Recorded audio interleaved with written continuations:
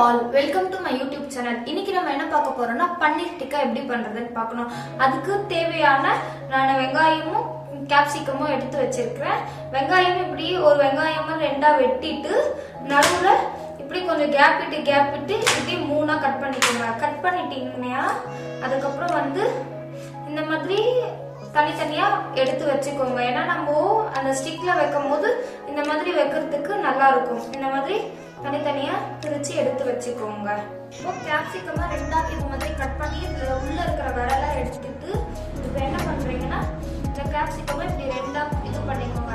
Cut பண்ணிட்டு ஒரு சின்னசா ஒரு ஸ்கொயர் ஷேப்புக்கு கட் பண்ணி எடுத்துக்கோங்க. அவ்வளவுதான். சின்னசா கட் பண்ணி உங்களுக்கு தேவைக்கு ஏற்ப ஷேப்புக்கு ஏற்ற மாதிரி கட் பண்ணி எடுத்துக்கலாம். இதனால மூணா கட் பண்ணிக்கிறேன். மூணா கட் பண்ணிட்டு இப்படி துண்டா கட் பண்ணி எடுத்துக்கோங்க. பன்னீர் டிக்கா பண்றதுக்கு நான் 3 ஸ்பூன் தயிர் எடுத்துக்கிறேன்.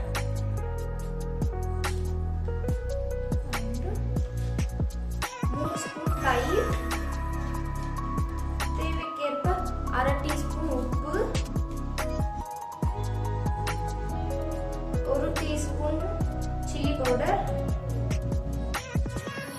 1 டீஸ்பூன் தனியா powder, 1 teaspoon garam masala, 1 teaspoon இஞ்சி பூண்டு பேஸ்ட். இது எல்லாத்தையும் நல்லா இப்படி மிக்ஸ் பண்ணிக்கோங்க.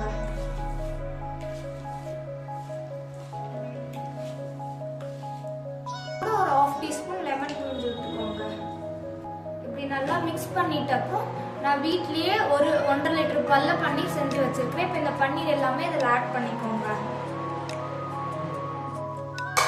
அப்புறம் கொடை மிளகா வெங்காயம் கட் பண்ணதையும் இதில் எல்லாத்தையும் ஆட் பண்ணிக்கோங்க. ஆட் பண்ணிட்டு நல்லா மிக்ஸ் பண்ணிக்கோங்க.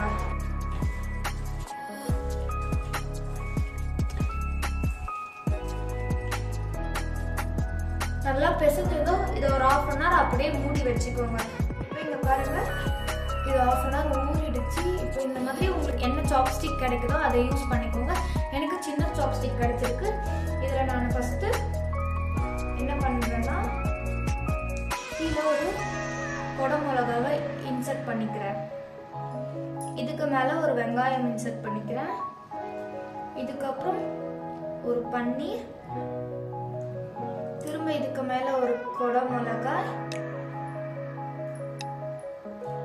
திரும்ப இதுக்கு மேல ஒரு வெங்காயம், திரும்ப இதுக்கு மேல ஒரு பன்னீர்.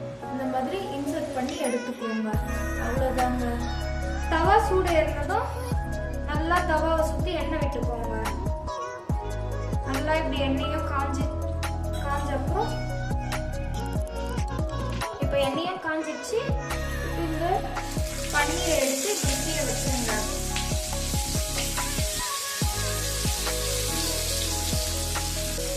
இப்போ ஒரு பக்கம் வெந்தப்போ நல்லா 4 பக்கமும் திருப்பி போடுங்க.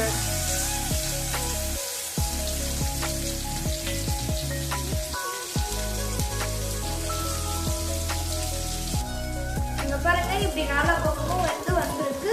இப்போ இதை எடுத்து ஒரு பிளேட்ல வச்சு சர்வ் பண்ணுங்க. அவ்வளவுதாங்க. சுலபமான முறையில் வீட்டிலேயே ஈஸியா பன்னீர் டிக்கா செஞ்சியாச்சு. உங்களுக்கு எந்த டவுட் இருந்தா கமெண்ட் செக்ஷன்ல சொல்லுங்க, நான் ரிப்ளை பண்றேன். தேங்க்யூ.